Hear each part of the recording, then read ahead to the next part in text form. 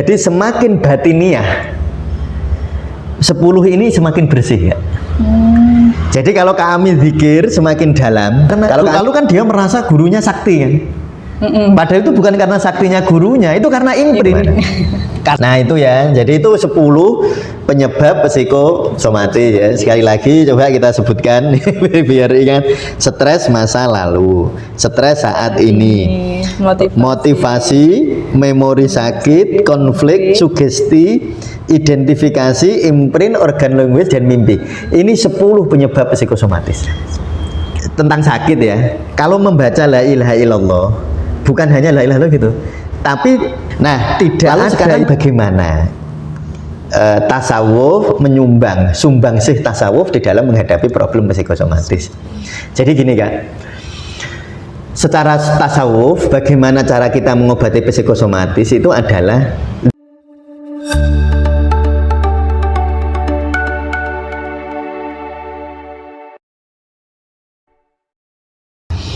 Assalamualaikum warahmatullahi wabarakatuh. Waalaikumsalam warahmatullahi wabarakatuh.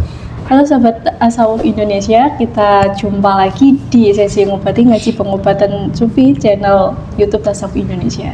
Ya. Hari ini kita akan membahas kelanjutan dari episode sebelumnya, yaitu tentang apa? Tentang apa namanya? Psikosomatis. Psikosomatis dan juga nanti tekniknya, mungkin kalau kita cukup kita akan bahas tentang tekniknya, bagaimana melampauinya. Langsung aja kita tanyakan ke Akung Mustoni. Ya baik ya, kemarin kita sudah membahas ya 7 penyebab penyakit psikosomatis ya.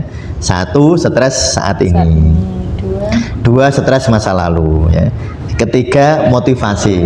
Nanti mungkin yang bingung yang baru nonton silahkan tonton podcast yang kemarin ya. Nanti kalau diulangi wah nanti panjang lagi. Lalu memori sakit ya, memori sakit, lalu konflik, sugesti diri, dan identifikasi ya.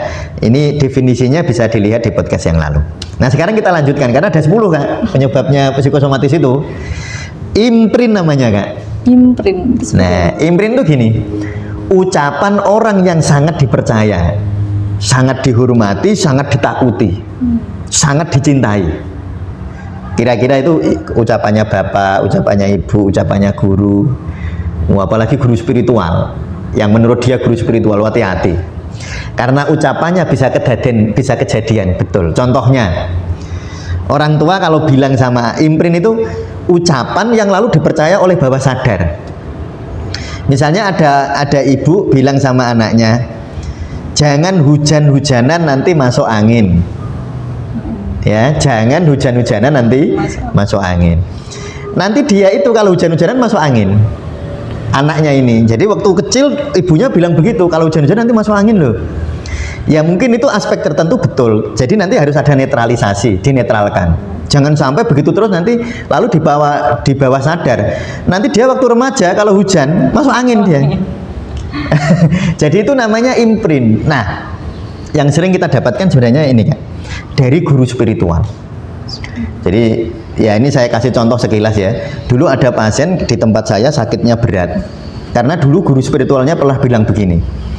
Kalau kamu sampai keluar dari kelompok pengajian kita, kamu sengsara. Kan banyak guru spiritual kayak gitu kan. Jadi wedi nek muridnya Melayu lalu diancam nanti kalau kamu keluar dari majelis kita kamu hidupnya akan sengsara. Nah itu sering di kita. Jadi sakitnya itu karena lalu kan dia merasa gurunya sakti kan. Padahal itu bukan karena saktinya gurunya, itu karena imprint. Karena takutnya. Kalau nggak takut nggak apa-apa sebenarnya Kak. Misalnya kita sudah takut, sudah cuek, malah nggak apa-apa. Nah tapi karena dia sangat percaya kepada kesaktian gurunya, malah justru terjadi. Jadi itu bukan orang sakti. Ini kalau secara umum bisa kayak tentang opini bahwa kalau belum makan nasi itu enggak itu. Ya nanti ya kalau kamu belum makan nasi itu ya belum makan gitu. Jadi banyak orang kalau belum makan nasi masih rasanya lapar gitu. Ya tapi itu nanti kejadian seperti itu sebenarnya banyak ya. Ya banyak imprint ya. Jadi saya ini berpesan bagi guru, bagi orang tua, hati-hati dalam menyampaikan sesuatu. Misalnya contohnya gini, ayo hujan-hujannya sekarang aja, apa hujan-hujannya udahan ya biar sehat gitu. Kata-katanya Diganti, jangan hujan nanti sakit. Nah itu cukup. Memang ini perlu pelajaran tersendiri. ya semoga nanti kita ada kesempatan untuk membahas satu-satu ya kak ya. Mungkin bagi teman-teman sufi agak membingungkan. Terus caranya piye, kok angel gitu ya. Tapi sebenarnya nggak susah sih. Ya baik. Jadi imprint nomor 8 ya. Lalu organ language. Organ language itu seperti Nah, iya, organ language itu begini. Ada orang, dia kalau terjadi sesuatu yang buruk, dia hubungkan dengan tubuh. Contohnya gini. Pas dia capek, dia bilang begini. Wah, ambruk aku. Tumbang. Nah, kan banyak itu. Akhirnya tumbang juga. Jadi dia capek, terus bilang tumbang. Lah tumbang itu kan kayak pohon begini. Nah tubuhnya lalu membaca bahwa saya sedang tumbang. Nanti ini problemnya biasanya di tulang belakang sampai ke kaki. Jadi karena dia tumbang, kayak pohon tumbang itu. Berarti organ-organ juga mendengar. Iya, misalnya gini contohnya lagi yang sering. Aku kalau ketemu dia, wah jantungku rasane mau copot. Nah itu. Oh, tanpa disadari itu banyak. Nah itu kan ngomong kayak gitu kan. Nah atau misalnya gini, saya tuh kalau mikirin dia itu loh, sirahku rasanya cemut-cemut. Nah kepala saya, nah itu dia menghubungkan sesuatu fenomena psikologis lalu dihubungkan ke fisik. Marah dihubungkan ke tubuh. Kalau aku ketemu dia, rasanya itu sirahku kenceng. Nah itu namanya organ language kan. Jadi ya sudah, kalau marah sama orang nggak usah dihubungkan ke organ. Kalau marah ke orang ya, misalnya kalau ketemu dia ya sudah, aku reduk jengkel udah ada situ. Ya nggak usah ditambah-tambahi macam-macam seperti itu. Ya itu namanya organ language. Saya kira bisa dipahami ya. Yang terakhir ini yang mimpi kan. Kami kalau ada orang mimpi dikejar harimau, bangunnya capek. Capek.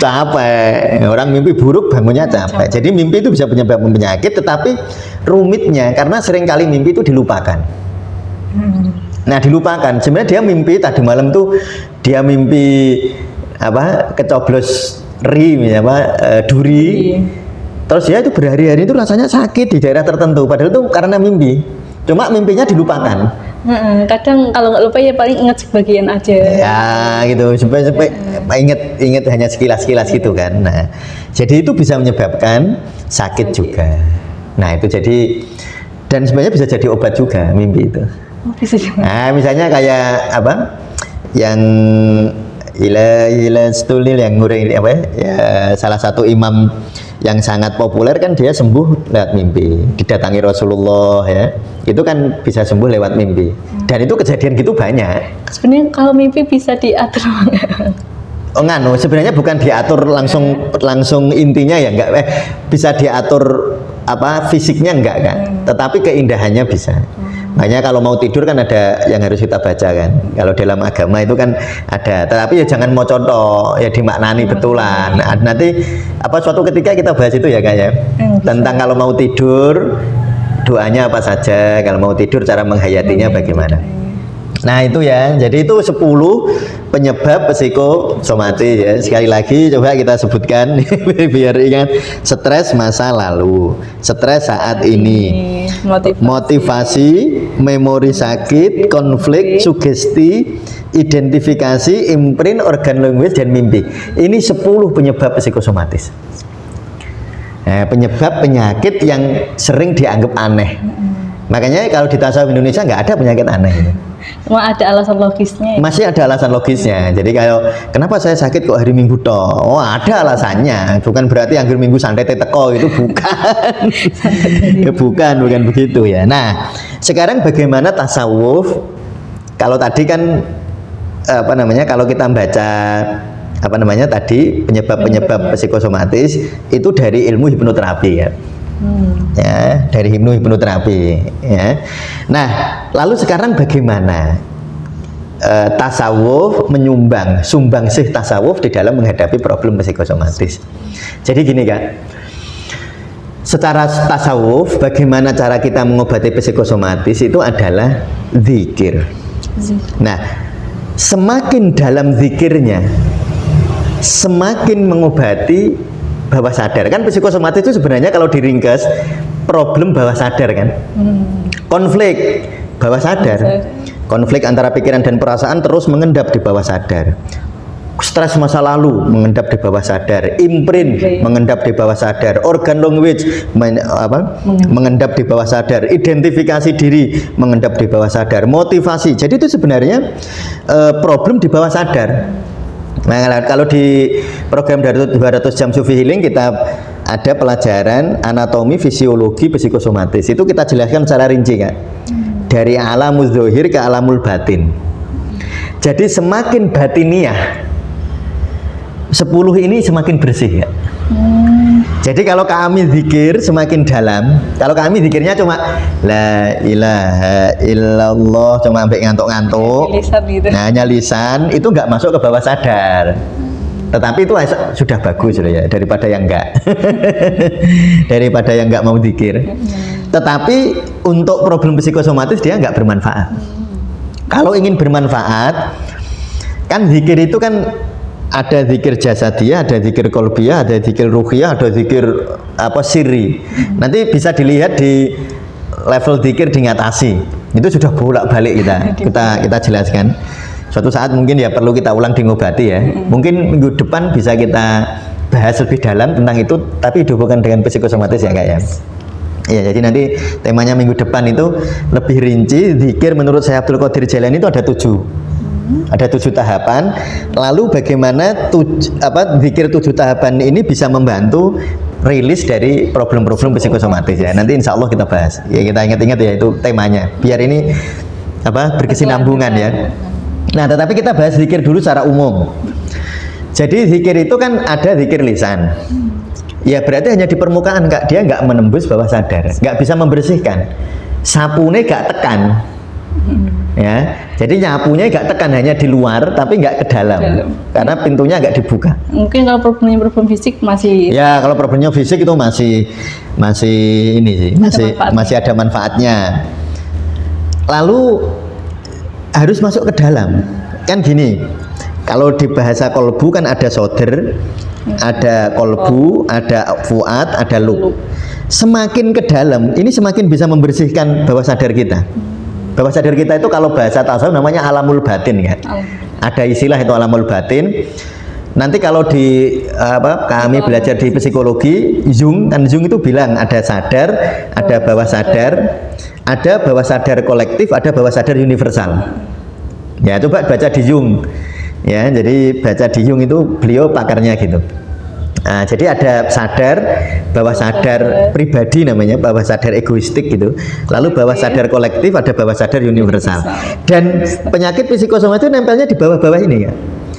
Nah, nanti kalau orang berzikir semakin dalam, semakin bersih. Jadi semakin dihayati zikir itu nanti semakin bersih. Nah, cara menghayatinya dirasake zikir itu. Tahu pertama misalnya la ilaha illallah. Kan kita ada zikir la ilaha illallah juga ya. Ada, benar. Nah, coba itu dipraktekkan. Jadi misalnya ada tutorial di podcast kita yang lalu tentang zikir la ilaha illallah. Jadi misalnya tentang sakit ya. Kalau membaca la ilaha illallah bukan hanya la ilaha illallah gitu, tapi tidak ada yang menyembuhkan. Jadi waktu la ilaha tidak ada yang menyembuhkan illallahu kecuali Allah. Jadi waktu la ilaha illallah itu di dalam hati sambil dirasakan bahwa tidak ada yang bisa menyembuhkan sakit saya ini kecuali Allah. Jadi ada kecuali Allah. La ilaha illallah itu namanya zikir nafi isbat namanya kalau di dalam tasawufnya. Nah, semakin dalam zikirmu, semakin bersih alamul batin, semakin bersih bawah sadar. Nanti itu insya Allah itu ya Kak, bawah sadarnya itu akan bersih. Bawah sadar kolektifnya kalau ini sudah bersih nanti masuk ke dalam lagi. Bawah sadar kolektifnya makin bersih.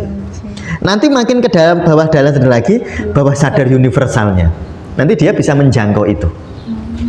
Semakin dalam zikirnya. Semakin dalam semakin bersih. Ya, semakin dalam semakin bersih. Jadi sebenarnya rumusnya bagaimana cara kita mengobati penyakit psikosomatis adalah dengan memperdalam zikir. Nah, memperdalam zikir ini itu tadi dari lisan masukkan ke kolbu. Nah, kolbu ini bisa lebih dalam lagi lah. Dari lisan ke soder ya. Jadi gini, sederhananya zikir kan dari sini. Lalu ke rongga dada kan soder. Ke kolbu, ke jantung. Lalu ke fuad. Fuad itu intinya jantung. Terus kalau Lalu ke lub atau sir, inti dari intinya jantung. Nah, itu ada zikirnya. Dulu sudah pernah di podcast kita tentang 5 level zikir ya. Nanti bisa dilihat, tetapi nanti insya Allah kita akan membahas ini lebih rinci dikaitkan dengan psikosomatis ya di minggu depan. Ya, saya kira begitu kami ya untuk podcast kali ini ya. Terima kasih. terima kasih Bapak untuk materi podcast kali ini tentang psikosomatis dan juga zikirnya. Jadi kalau secara dirangkum untuk episode kali ini, zikir untuk mengatasi problem psikosomatis itu bisa melalui zikir. Namun zikirnya itu bukan hanya cuma di lisan, tapi lebih mendalam gitu sampai ke lub tadi kan. Iya, betul. Terima kasih untuk teman-teman yang sudah menonton. Untuk yang ingin melihat kelanjutan episode selanjutnya bisa ditunggu. Iya. Episode minggu depan kita akan membahas secara lebih mendalam lagi. Iya, hari Jumat ya, Jumat sore nanti insya Allah. Terima kasih. Wassalamualaikum warahmatullahi wabarakatuh.